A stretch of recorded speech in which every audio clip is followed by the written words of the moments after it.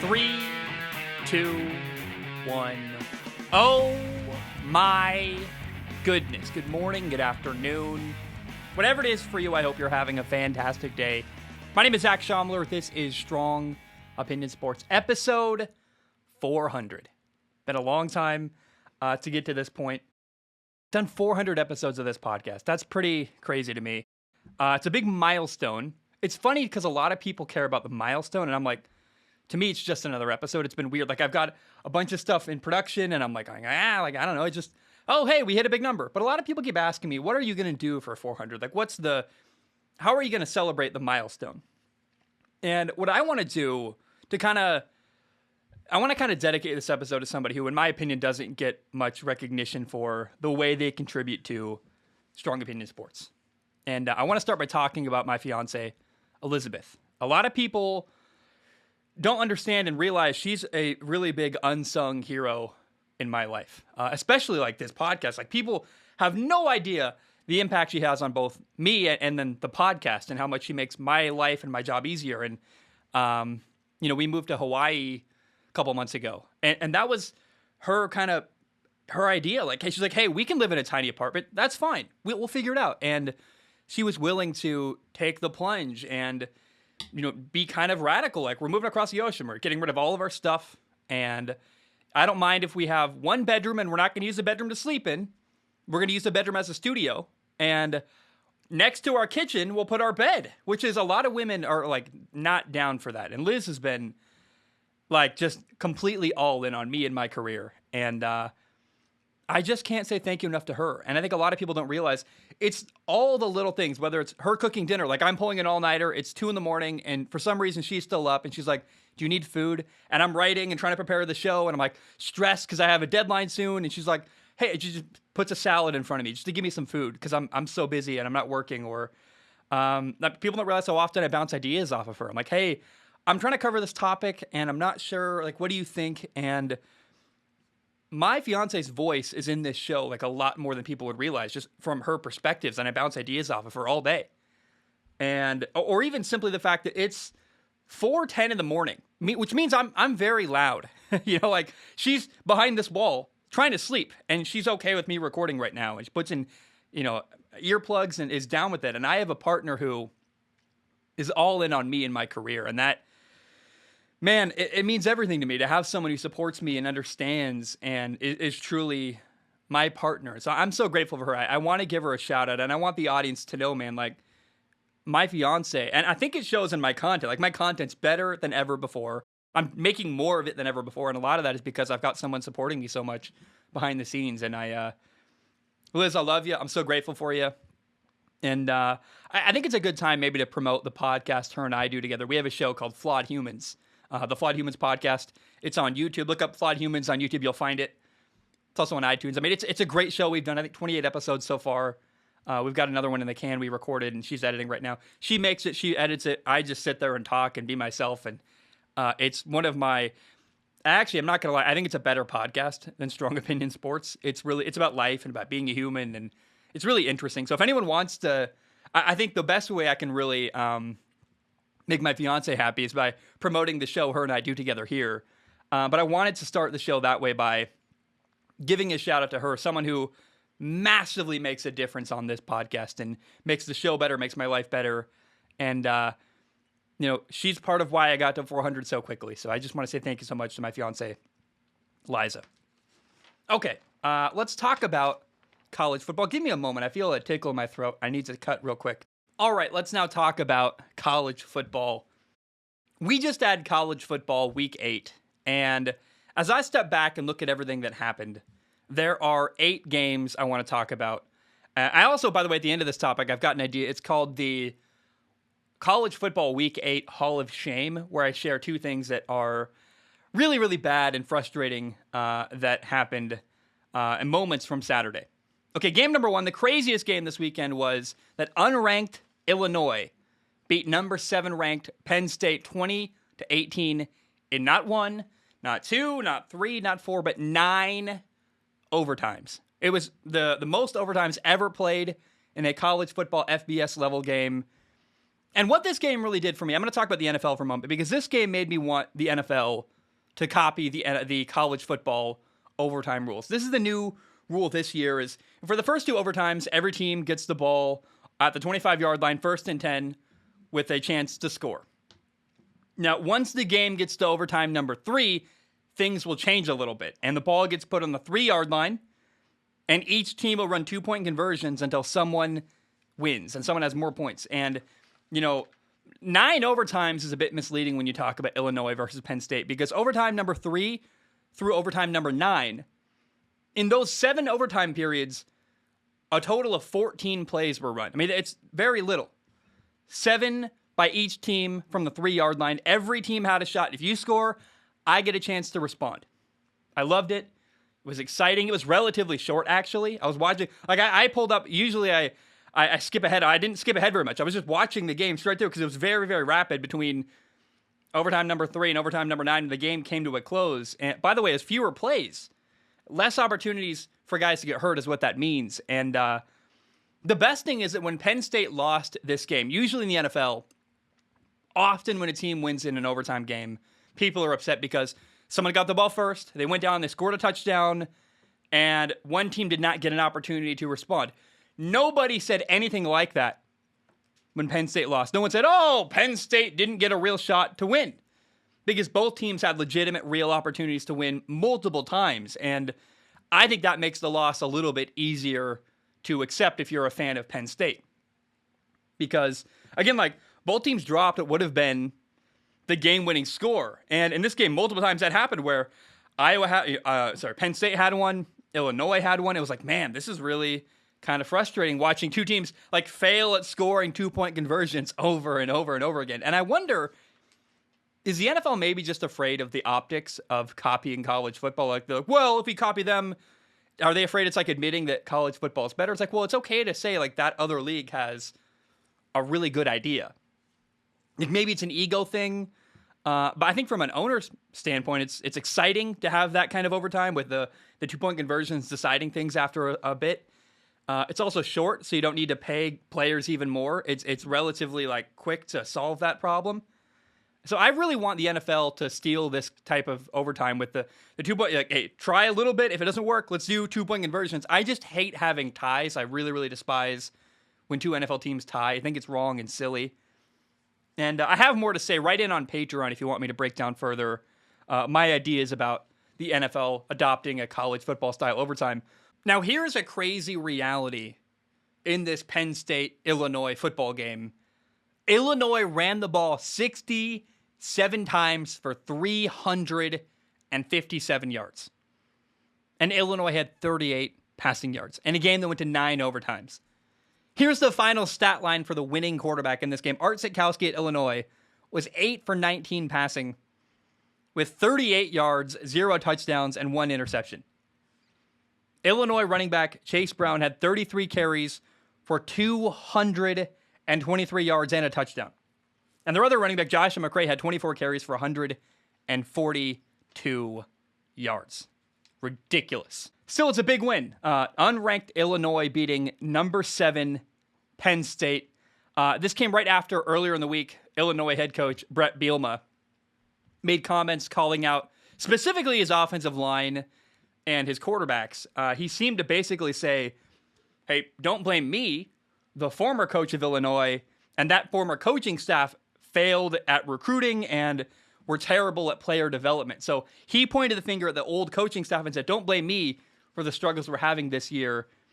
And clearly there's a disconnect between how the players feel and then how the way the media covered what Brett Bielema said. Because it seemed like, the way people wrote about it, Brett Bielema threw his players under the bus. And you would expect if the players were thrown under the bus, they would mutiny and would not have beat a number 7 team in the nation.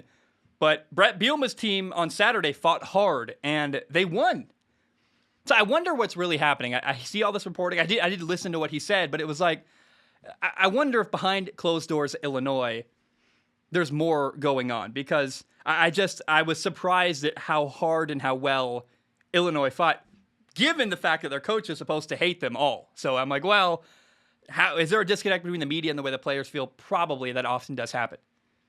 Now, the only other thing I want to say about this game is that Penn State has a stud receiver, Jahan Dotson.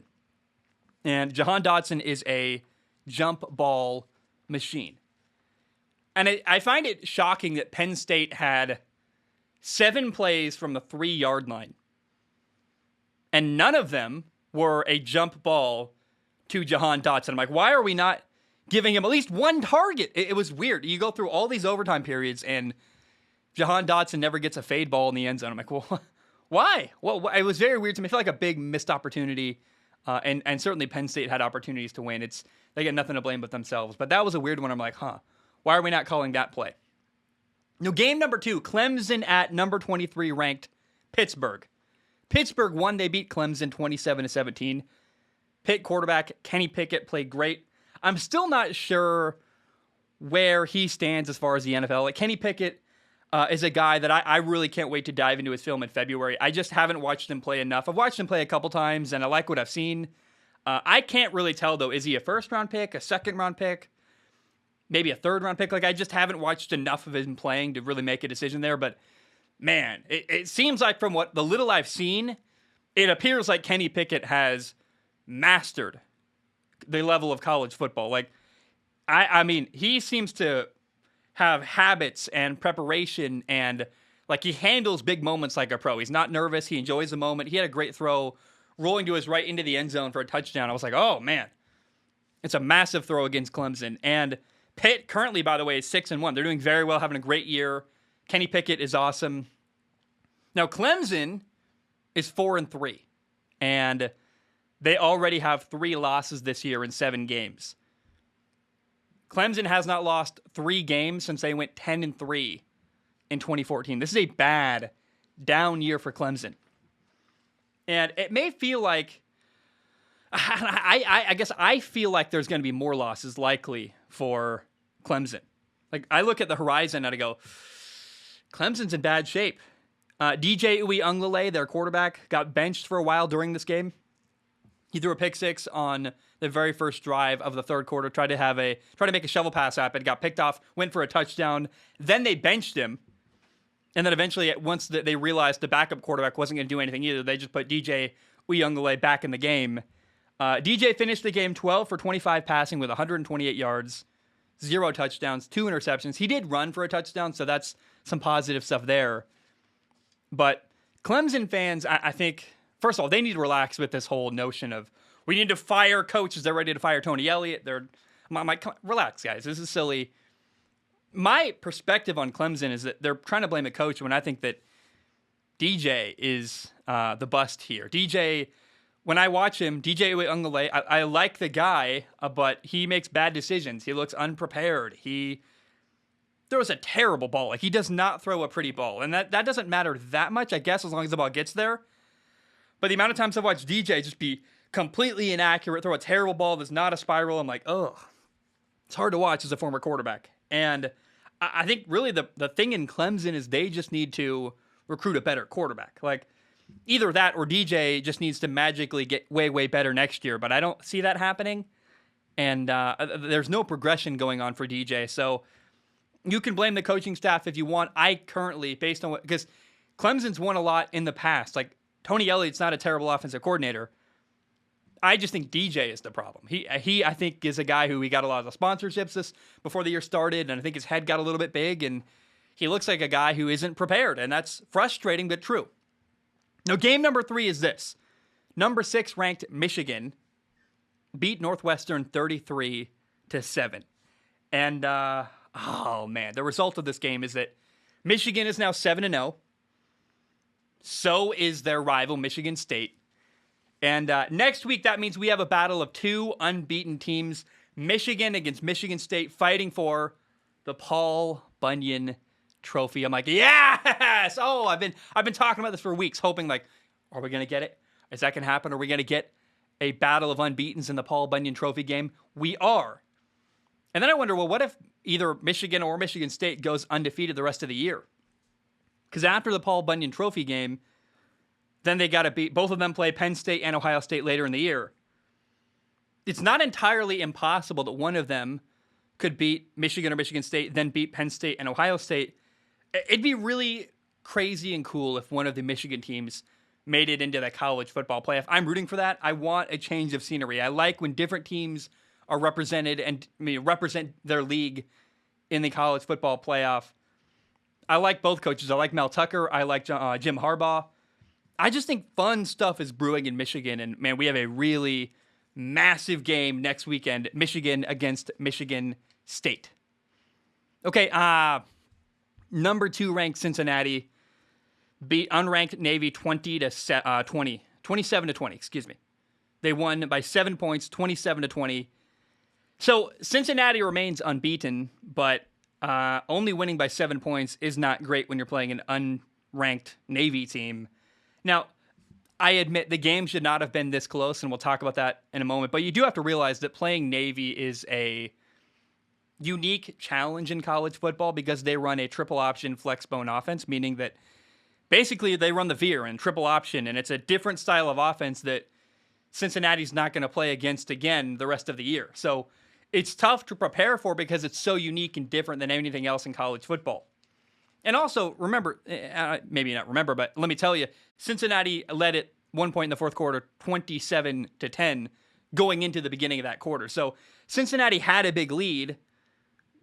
It just got cut short by Navy, making progress and closing down that lead, making it 27 to 20 by the end. I don't know. I'm curious how the rankings reflect the fact that Cincinnati barely beat Navy next, when the rankings come out on Monday. I'm curious. I don't know what's going to happen there. Also, I'm really curious what the NFL thinks of Cincinnati quarterback Desmond Ridder. He's a good athlete, a guy who can throw. I think that Desmond Ridder isn't maximizing his arm strength. I think I look at his ability to throw the ball, I'm like, there's his frame with a bit of work could drive the ball with a lot more velocity downfield. So I think he wants to work with a better quarterback coach in the offseason. But I just wonder if someone's going to look at Desmond Ridder, someone in the NFL will see that there's a guy with potential that could be developed. And I don't know if he will. He's definitely a guy there's something there with Desmond Ridder. He does a lot of stuff I like, and I'm curious if any NFL teams see potential there that I see with Desmond Ridder. Now, Navy is 1-6. They're a 1-win football team. A 7-point win over Navy is really, really not good for Cincinnati. It makes me wonder if Oklahoma will leapfrog Cincinnati in the rankings. Although I will say, number 3 Oklahoma barely beat a 1-win Kansas team as well. So neither team played that great, Oklahoma or Cincinnati, this weekend. Kansas is awful, yet they really, really challenged Oklahoma. Like, Kansas led 17-14 at the start of the fourth quarter in this football game. Oklahoma is losing to Kansas to start the fourth quarter. Like, Oklahoma is 8-0 right now, but they've had some really ugly and unconvincing wins so far this year. And I just wonder if people are going to... what happens in the rankings this Monday? Does Oklahoma leapfrog Cincinnati? I'm really curious to see what happens there. I saw a lot of people being critical of Oklahoma quarterback Caleb Williams. Remember, OU benched Spencer Rattler against Texas, and then Caleb Williams has been the starting quarterback there ever since. And really what I learned from this game and seeing people criticize Caleb Williams is that it reinforced the idea to me that people will criticize anyone and anything. Like, hey, cute puppies, people will probably find a reason to hate on that too. It's crazy to me. And I think the reality is Oklahoma fans were just a little bit alarmed and scared, feeling like they thought they might lose to Kansas. But Caleb Williams was 15 for 20 passing for 178 yards, 2 touchdowns, 1 interception. I mean, the dude only had 5 incomplete passes in this football game. It's like, well, that's a bit drastic to say he's playing terrible. He also ran the ball 8 times for 70 yards and a touchdown. He had a big, long touchdown run on 4th and 3. He also had a super clutch heads-up play. At 4th and 1, Oklahoma running back Kennedy Brooks got stopped in the backfield, and Caleb Williams made a crazy play, something I've never seen before at any level of football. Caleb Williams took the ball out of his running back's hands, basically stripping his own teammate, and then took the ball and ran for the first down himself. I'm like, oh, I've never seen that. And some people said that Kennedy Brooks should have been called down due to a lack of forward progress, and I understand that argument. Like, that makes sense to me. But I'm also really glad they let that play out, because the result, what we got was Caleb Williams taking the ball, making a really unique and exciting play. And that's why I watch football. I like when unique, interesting, different, exciting things happen. And it was fun to watch that play get made by Caleb Williams. By the way, in this game, Robert Griffin III was doing color commentary. And he was outstanding as an analyst. I love his energy. I love his insight. Clearly, like, RG3 was having a good old time, just enjoying the game of football, enjoying talking about it on a broadcast. And both RG3 and then Dan Orlovsky, the former Lions quarterback, I think he works on, is it NFL Live? Probably. One of those shows. Like, Dan Orlovsky, though, doing college football broadcast is fantastic. I don't think he's getting the credit he deserves. And I look at both RG3 and Dan Orlovsky are rising stars in the world of color commentary in the broadcast booth. They're great analysts, and both did a great job this weekend calling college football games. Now, number 6, Wake Forest beat Army 70-56.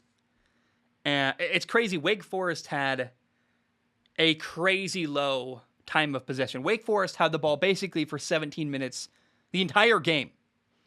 And in 17 minutes, they put up 70 points. 7-0. That's something like 4 points a minute. That's unbelievable. And I really, really like Wake Forest quarterback Sam Hartman. I don't know if he's an NFL quarterback, although I would love to see the Panthers sign him, maybe as a free agent, depending on if he gets drafted or not. But Sam Hartman's style actually really, really reminds me of Sam Darnold. I see a lot of similarities in the way they play. And in this game, Sam Hartman was 23 for 29 with 458 yards passing, 5 touchdowns throwing. He also ran for a touchdown. Sam Hartman is a baller, man. I love watching the guy play. By the way, Wake Forest is 7-0. Like, Wake Forest is undefeated 7 games into the year. Currently, they are the highest ranking ACC team. And they've got some interesting games ahead. They play at North Carolina. They play NC State. On November 20th, Sam Hartman and Wake Forest go on the road at Clemson. I'm really excited for that game. I'm just really, really curious. Where does Wake Forest end up by the end of the year? I think they have a shot to... I don't know, man. I'm really fascinated. I like the idea of Wake Forest being good. That's so rare and interesting to me, and I would love to see them finish the year off strong with like an undefeated season or a 1-win or a 1-loss or 2-loss season. If they could beat Clemson, that'd be like so exciting and cool. And next week, again, North Carolina against, and Sam Howell against Wake Forest and NC State. Sorry, Wake Forest and Sam Hartman. NC State is not a name. How did that happen to me? It's 4 a.m. Give me a break. But I'm really excited to watch this game next weekend. And Wake Forest is a team I would have never thought would be on my radar 7 games into the college football season. But right now they are. They're playing very well, and I like what they got going on with the Demon Deacons. Now, unranked Wisconsin beat number 25 Purdue. Wisconsin won 30-13. And I thought this might happen. Purdue is coming off of a really big emotional win over a number 2 ranked team, Iowa, last week. And I talked about, my preview for college football week 8. I was like, well, this could happen. And Purdue quarterback Aiden O'Connell, who had a fantastic game last week against Iowa. Like, he was lights out last week. Had a great game to follow up that good performance. Except, no, he didn't. Aiden O'Connell had 3 interceptions. He played horrible. They actually benched him at one point. Then the backup quarterback came in and had a turnover. Purdue had 5 turnovers in this game. And the only touchdowns, by the way, that Purdue had in this football game came as a result of Wisconsin fumbling. So it was a terrible game for Purdue. They got dominated. And here's what's crazy to me. Wisconsin did not even try to throw the ball in this game. Their quarterback, Graham Mertz, was 5 for 8 with 52 yards passing in this football game. Graham Mertz handed off the ball 47 times in this game. Wisconsin ran the ball for 290 yards. They had 2 running backs, both that ran for over 140 yards. And Brett Bielema, the coach at Illinois, used to coach at Wisconsin. And it's pretty funny, man. Both Illinois and Wisconsin are not even trying to throw the ball. They've just given up on throwing the ball completely. Both of them had drives where they did not even throw a pass during this game, the entire drive. And I cannot believe that both Illinois and Wisconsin won this weekend because they're so wildly one-dimensional. I'm like, man, that's so unbelievable to me. Now, the final game I want to talk about, Number 10, Oregon beat UCLA 34-31. Chip Kelly against his former school.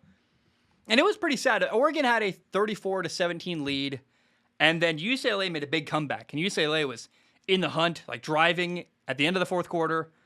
And on that final drive, their starting quarterback, Dorian Thompson-Robinson, got hurt.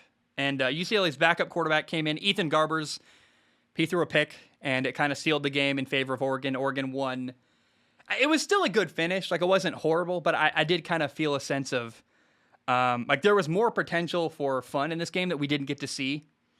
I mean, UCLA, again, they had the ball down 34-31, end of the fourth quarter, like 3 minutes left. They're driving, and then starting quarterback DTR gets hurt. I was like, oh, man. I would have loved to see overtime or a touchdown, maybe make Oregon respond. I don't know. It was disappointing, but this game did kind of make me wake up and realize that Chip Kelly has done a good job at UCLA. Not amazing. It's taken a lot of time, but right now, the UCLA football program is better now than when Chip Kelly first got there.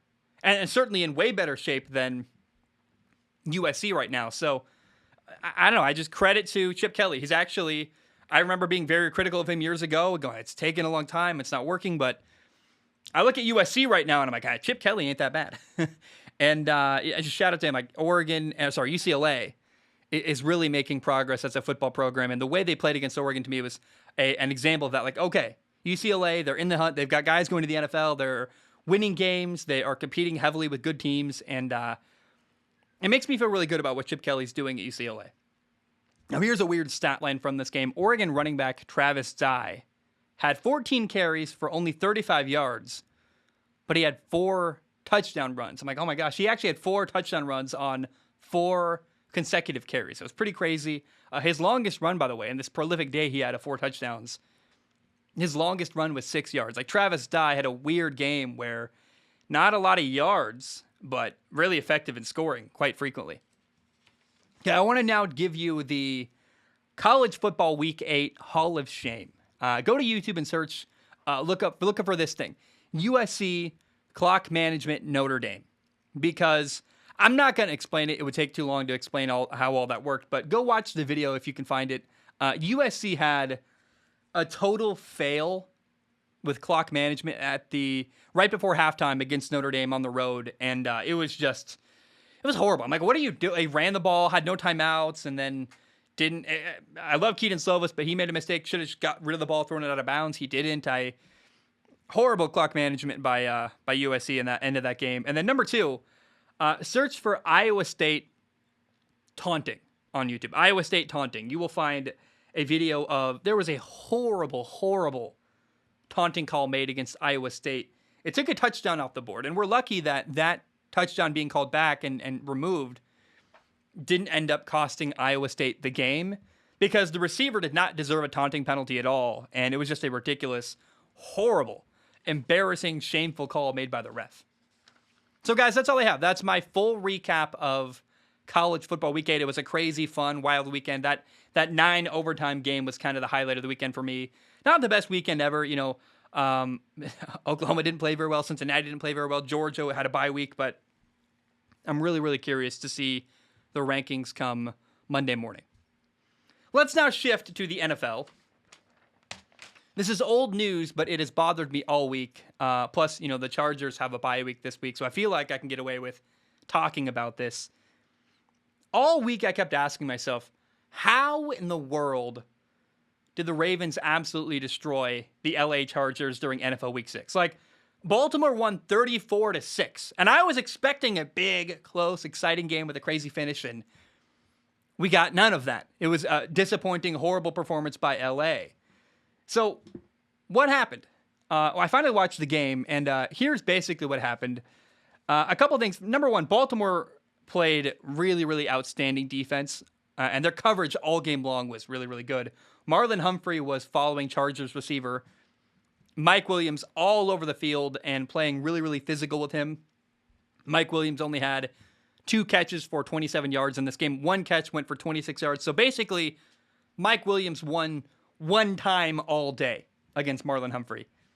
In fact, early on, Mike Williams had a key drop where he got hit at the point of contact right as he caught the ball. I guess right as the ball hit his hands, he got hit, couldn't hang on, and it was a key drop that led to a cascading effect of bad failed third down conversions and fourth down conversions for the LA Chargers. I almost said Rams. That's dangerous. Don't say Rams and you mean Chargers. Now, the Ravens defense played amazing coverage all game long. They got safety Deshaun Elliott back from an injury for this game. And Baltimore just made every single throw for Justin Herbert, the Chargers quarterback, really, really tough. Every window was really, really tight, and every throw was contested with a defender right next to a receiver. It was great man coverage. They blitzed a lot. And the fact also is that I love Justin Herbert. He had a bad game, though. And look, it happens. You have bad games sometimes, but week 6 of the NFL season against the Baltimore Ravens on the road was the worst game of Justin Herbert's NFL career so far. It was not good at all. He had a lot of opportunities on third and fourth down with the receivers open, and he missed guys multiple times where he just was inaccurate. He had guys open, had an opportunity for a completion, and a lot of stop routes he just totally missed, and it was like inaccurate. I'm like, what? It was very weird. It was a weird performance for Justin Herbert. Justin will be fine, but that is what happened. It was just a bad game by him, and that's a big reason why LA got dominated last weekend. So Justin Herbert had a rare bad game. Herbie's going to be okay, though. Herbie's going to be fine. Bad games happen. The real concern in LA, though, is that their run defense, and this is not a Ravens game thing, this is all year long, their run defense has been really, really bad. And I'm really curious whether or not the Chargers can find a way to adjust and improve against the running game. Like, a lot of the problem is that guys are really, really struggling to disengage and get off of blocks and make a tackle. And it's interesting. I already really love the Chargers rookie coach, Brandon Staley. But if he can fix this run defense mid-season the way he needs to right now, like if he can find a way to make that happen, he's going to be a miracle worker. I've already been impressed with him. I don't expect him to find a way to make this run defense even better for LA. But if he can fix that problem, I mean, he's the best coach I've seen in a long, long time. He's like Sean McVay, but better. And the Chargers' run defense really, really struggled against Baltimore. The Ravens ran for 187 yards, and that's a massive problem that could be the big weakness that holds back LA from maybe winning a Super Bowl this year, is their run defense is just not very good. Again, bad game for Justin Herbert. The only time LA scored this entire game was that, Lamar Jackson threw an interception deep in his own territory, and that gave LA great field position. It set up a touchdown, but of course, it was this kind of day. Like, even after the touchdown, LA missed the extra point. It was just a terrible game for them. They lost 34-6, and just a really, really bad game. That's how and why the Chargers lost. They couldn't stop the run, and Justin Herbert had a really, really bad game. And again, credit the Ravens secondary. It's not all about the quarterback. Like, the Ravens made every throw difficult for Justin Herbert, played great coverage all game, and shout out to the Ravens defense. Now, one final thought I have about this game. I've been on this narrative a lot recently. I will move on for a while after this, but I want to say that there's so much evidence that shows that running backs basically have no value in the NFL. The Ravens are proving how interchangeable running backs really can be. I mean, during the preseason, Gus Edwards and J.K. Dobbins got hurt. They're out for the year. And I remember going, oh, no, that's a big deal. Their running game is going to not be the same. Well, despite losing their top running backs, Baltimore's running game has been totally fine. Currently, they have Latavius Murray, Devontae Freeman, and Le'Veon Bell, who came in. And, Le'Veon Bell came in off the street to play running back for Baltimore. And the Ravens are still 4th in rushing in the NFL. They're winning games. And it's pretty clear that losing their starting running backs did not hurt them at all. So I just want to keep pounding that into the table. Like, the running back position has very little to no value in the NFL. Okay, guys, that's all I have. I love you. I appreciate you. Hope you have a great day. 400 episodes have been done of Strong Opinion Sports. Let me tell you, it was a short episode. I made a mistake wearing this shirt. It's too hot. It's 2 shirts. I'm wearing like the overshirt and then an undershirt. The undershirt, I'm sweating like a pig under here. You don't want to know that, but I should not have worn multiple shirts for recording this episode. It's so hot in here, and I made it worse by wearing a long sleeve shirt underneath for some reason, which is such a dumb, terrible call. I don't know why I did that, but Oh, well. I love you. I appreciate you. Hope you have a great night, great day. It's 4:45 in the morning for me. I love you. I appreciate you. Ba-dum-bum. Bam. We are done.